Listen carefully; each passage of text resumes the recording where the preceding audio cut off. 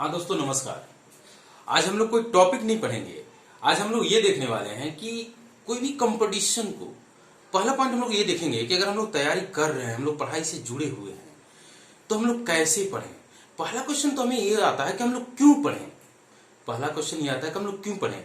देखिए 3 पॉइंट पे अगर आप अमल करते हैं, कंपटीशन का अगर आप तैयारी करते हैं और 3 पॉइंट पे अमल करते हैं तो आपको सफलता मिलेगी, इस बात की गारंटी है। तो आइए वो कौन सा 3 पॉइंट है जिसको हमें ध्यान में रखना है हमेशा जब भी हम लोग कंपटीशन की तैयारी कर रहे हैं, हमें कुछ अचीव करना है, तो कौन से वो 3 पॉइंट हैं जिनको हमें देखना है, जिन पे हमें हमेशा नजर रखना है, 24 आवर नजर रखना है, सुबह जगने से लेकर के शाम सोने तक हमें नजर रखना है इन 3 पॉइंट्स पे। तो हम लोग बहुत जल्द कहने का मतलब क्या, फर्स्ट अटेम्प्ट में हम लोग किसी कंपटीशन को कैसे बीट कर सकते हैं, कैसे क्वालिफाई कर सकते हैं। क्वालिफाई सिर्फ नहीं, हम लोग मेरिट तक कैसे पहुंच सकते हैं, उस पर थोड़ा सा हम लोग एनालिसिस करने वाले हैं इस वीडियो में। तो आइए हम लोग समझते हैं कि वो कौन सा 3 पॉइंट है जिसके एनालिसिस से हमारा रास्ता आसान हो जाएगा, जो हम चाहते हैं वो पाने तक का आसान हो जाएगा। तो आइए देखते हैं हम लोग। पहला जो हमारा पॉइंट है वो ये है, व्हाई टू स्टडी। पहला पॉइंट ये है कि व्हाई टू स्टडी, हम लोग क्यों पढ़ें, हम लोग क्यों पढ़ें। दूसरा पॉइंट है हाउ टू स्टडी, हम लोग कैसे पढ़ें, हम लोग क्यों पढ़ें, हम लोग कैसे पढ़ें। एंड व्हाट टू स्टडी, हम लोग क्या पढ़ें। ये तीनों 3 चीज है, तीनों को अगर एक साथ आप मिला देते हैं तो आपको सफल होने से कोई नहीं रोक पाएगा, जो भी कंपटीशन का तैयारी करते हैं। आइए देखिए, पहले हम लोग डिस्कस करते हैं कि व्हाई टू स्टडी, हम लोग क्यों पढ़ें। हम लोग क्यों पढ़ें का जवाब सबका अलग अलग है। मैं जो बताऊंगा जवाब इसका कि मैं क्यों पढ़ूंगा, मैं खुद क्यों पढ़ा या क्यों पढ़ रहा हूं, अभी मैं क्यों वीडियो बना रहा हूं, हमारा पर्पस क्या है, वो अलग बात है। वो आप समझेंगे कि आपका पर्पस क्या है, आपको क्यों पढ़ना है। बहुत सारा चीजें हैं जिसके अकॉर्डिंगली आपको सोचना है कि आपको पढ़ना है। पहली बात यह है कि आपको इकोनॉमिक सुदृढ़ होना है। अगर आपको फाइनेंशियली सुदृढ़ होना है तो आप पढ़िए, क्योंकि एक मिडिल मैन और मिडिल मैन से नीचे वाले के लिए पढ़ाई के सिवा और कोई रास्ता नहीं है। तो सबका अलग अलग है कि आपको क्यों पढ़ना है। आपको नॉलेज लेने के लिए पढ़ना है, आपको धन कमाने के लिए पढ़ना है, आपको नॉलेज के लिए पढ़ना है, आपको कुछ बनने के लिए, कोई डिजिग्नेशन लेने के लिए पढ़ना है, जुनून है आपको। तो ये सारी चीजें मिला करके आप खुद ब खुद निकाल सकते हैं कि आपको पढ़ना क्यों है। दूसरी बात कि आप अगर आप समझ जाते हैं कि आप क्यों पढ़ना चाहते हैं, आपको कुछ बनना है, बहुत सारी रीजन हो सकते हैं। आपको कुछ बनना है, आपको डीएम बनना है, आपको एसपी बनना है, आपको बैंकर बनना है, आपको ऐसे सीजीएल में इंस्पेक्टर बनना है, ये एक लालसा हुआ कि नहीं आपको पढ़ना है। तो वो तो हुआ कि आप क्यों पढ़ना चाहते हैं। लेकिन क्यों पढ़ना चाहते हैं सिर्फ सोच लेने से ही हम लोग पढ़ते कभी नहीं है। आप खुद भी फील करेंगे, जरा सा ध्यान दीजिएगा पूरी जर्नी में, कि आप सोचते हैं कि मुझे पढ़ाई करना है, तो क्या आप पढ़ते भी हैं। आप 24 आवर सोचते हैं कि आप पढ़ रहे हैं, लेकिन आप जरा ध्यान दीजिए कि क्या आप पढ़ रहे हैं। तो हम लोग यहाँ पे डिस्कस करेंगे हाउ टू स्टडी। हम लोग स्टिक, पहला हम लोगों का आंसर हो गया कि हम लोग क्यों पढ़ें। हमें कुछ बनना है, हमें कुछ करना है, नॉलेज लेना है, हमें सोसाइटी में अच्छा आदमी बनना है, तो एजुकेटेड होना जरूरी है, तो हम लोग इसलिए पढ़ रहे हैं। दूसरा कि हाउ टू स्टडी, बात यहाँ पे हो जाती है कि अगर हम लोग किसी कंपटीशन का तैयारी कर रहे हैं तो हम लोग कैसे पढ़ें, पढ़ें कैसे। तो इसका आंसर हम लोग देखिए करते हैं कि हम लोग जितने भी कंपटीशन का तैयारी करते हैं, जनरली मैं आईएएस का यहाँ पे, यूपीएससी का यहाँ पे बात नहीं करूंगा, यहाँ पे मैं ऐसे कंपटीशन का बात करूंगा। यूपीएससी भी एक अटेम्प्ट में निकाला जा सकता है, कोई बड़ी चीज नहीं है। लेकिन यूपीएससी की हम लोग यहाँ पे बात नहीं करेंगे। हम लोग बात करेंगे जो जनरल कंपटीशन हर साल होते हैं, यूपीएससी भी हर साल होता है, जिसमें मैक्सिमम लोग अटेम्प्ट करते हैं। जैसे आइए देखिए, एसबीआई, आईबीपीएस, पीओ क्लर्क, दोनों का एग्जाम हर साल होता है। हम लोग हम लोगों में से बहुत सारे लोग एग्जाम के लिए कम्पीट करते हैं, फॉर्म भी भरते हैं। दूसरा एसएससी सीजीएल 3 एग्जाम्स लेती है, रेलवे का एग्जाम लोग देते हैं, एनी स्टेट लेवल का एग्जाम लेते हैं। अगर हम लोग बात करें तो इंश्योरेंस कंपनीज का भी एग्जाम होता है। तो ये सारे एग्जाम्स होते हैं। अब ध्यान देते हैं कि हम लोग ये सीख रहे हैं कि हाउ टू स्टडी, पढ़ें कैसे। हम लोगों ने पहले देखा कि हम लोग क्यों पढ़ें, दूसरा हम लोग देखने जा रहे हैं कि पढ़ें कैसे। तो इसमें समझने वाली बात यह है कि आप कैसे पढ़ें।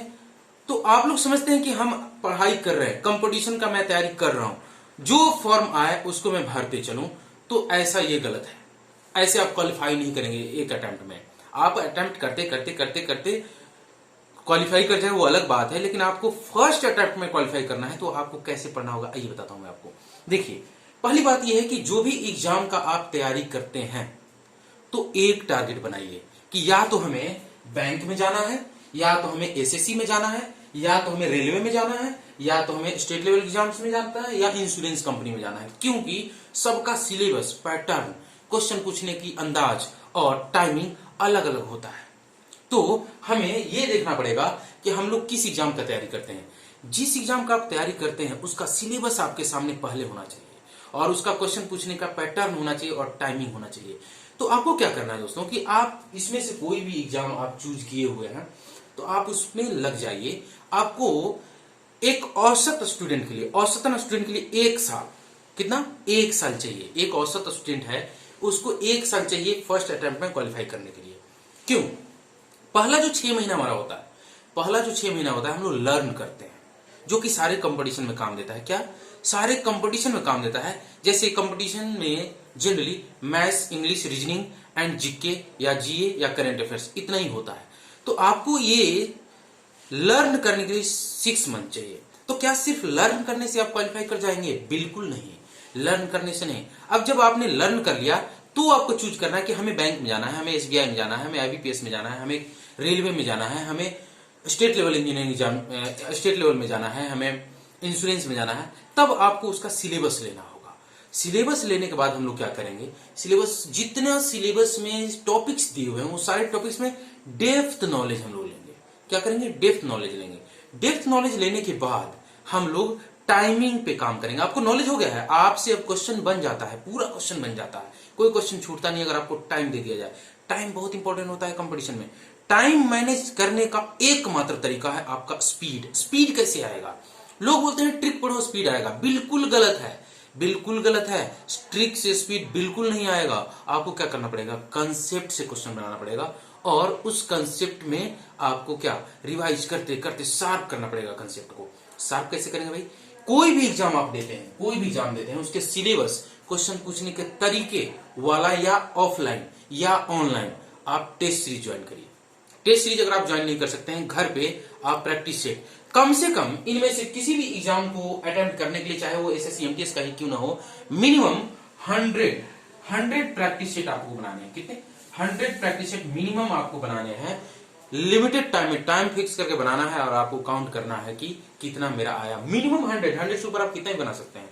और आपको पिछले ईयर का जो कट ऑफ है उस कट ऑफ से कम 20 नंबर, कम से कम 20 नंबर घर पे प्रैक्टिस सेट में ला देना है। ज्यादा जो पिछले ईयर का कट ऑफ है, जितने कट ऑफ पे नौकरी मिला है, उस कट ऑफ से 20 नंबर आप आगे चले जाइए तो आप जरूर एक बार में क्वालिफाई कर जाएंगे। मतलब यहां से निचोड़ निकलता है हाउ टू स्टडी में कि हमें सीखने के बाद, सारा चीज डेप्थ नॉलेज लेने के बाद प्रैक्टिस सेट लगाना बहुत जरूरी है।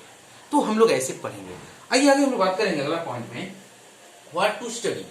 हम लोग क्या पढ़ें, सबसे इंपॉर्टेंट बात है कि हम लोग क्या पढ़ें। अब यहां पर ध्यान देंगे, हम लोगों ने देखा कि क्यों पढ़ें, कैसे पढ़ें और क्या पढ़ें। तो देखिए, जिसको बहुत सारा नॉलेज है, कोई गारंटी नहीं है कि वो ग्रुप डी निकाल लेगा, वो एसएससी निकाल लेगा, वो बैंक निकाल लेगा।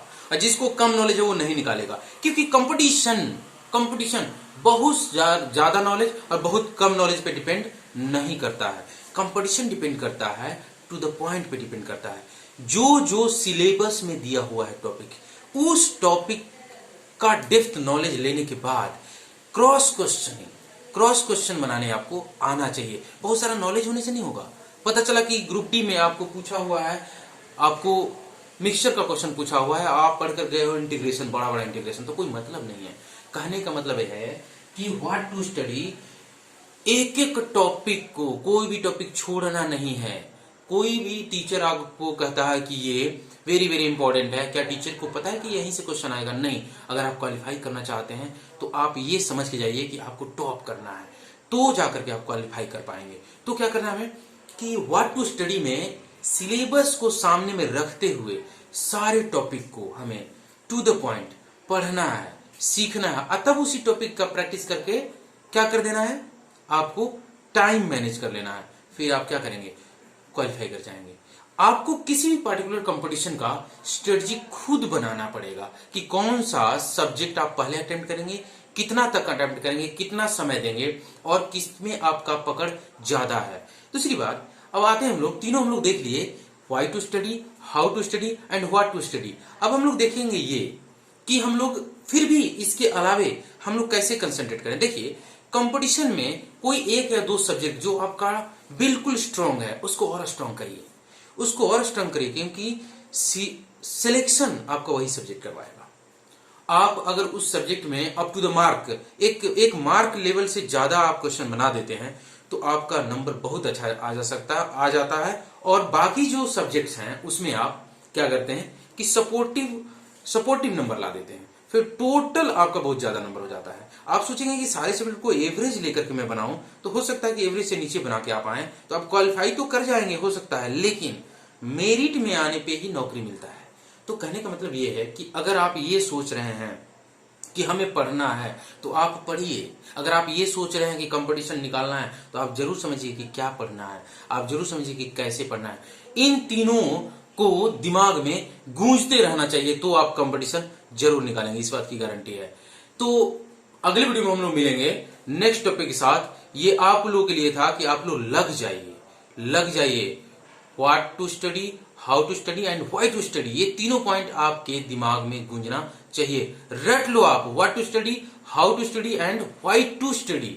ये तीनों अगर आपको दिमाग में गूंजने लगा तो आपको सफल होने से कोई नहीं रोकेगा। और एक अटेम्प्ट बहुत ज्यादा है, एक अटेम्प्ट में अगर आपका नहीं निकलता है तो रुकिए, सोचिए, समझिए कि गलती क्या रह गई, उस गलती को रेक्टिफाई करिए और अगला अटेम्प्ट दीजिए। मैक्सिमम 2, मैं तो कहता हूं कि एक अटेम्प्ट के बाद आपको देने की आवश्यकता ही नहीं। अगर आपके दिमाग में ये तीनों चीज है कि what to study, how to study and why to study, तो एक अटेम्प्ट से ज्यादा बिल्कुल नहीं लगता है। वीडियो देखने के लिए धन्यवाद, थैंक यू।